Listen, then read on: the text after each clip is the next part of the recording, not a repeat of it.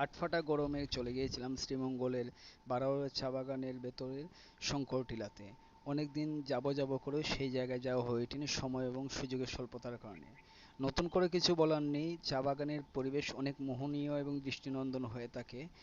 টিলাতে ওঠার প্রাক্কালে হনুমানজির দর্শন পেলাম, তারপর উপরে উঠতে উঠতে উঠতে উঠতে একটা সময় ভগবান শিবের দর্শন পেলাম, যেখানে ইনি স্বমহিমায় বিরাজিত।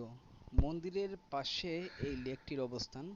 স্থানীয়রা একে চম্পা লেক নামেও অভিহিত করে থাকেন। লেকটি অনেক দৃষ্টিনন্দন, নতুন করে কিছু বলার নেই। আপনারা দেখতে পাচ্ছেন আকাশে অনেক মেঘ জমেছে, তারপরে অনেক গরম অনুভূত হয়েছিল। রাস্তা ভুলে অন্যদিকে চলে গিয়েছিলাম প্রায় কিলোমিটার দেড়ের মতো, তারপর দু একজনকে বলে বলে এখানে আসতে পেরেছি। গরমে আমার অবস্থা খুবই কাহিল হয়ে গিয়েছিল, যা বলে বোঝাবার মতো নয়। একটা স্মরণীয় ট্রিপ ছিল আজকের এই দিনটি। তারপর সবকিছু দেখার শেষে বাসার উদ্দেশ্যে রওনা দিলাম।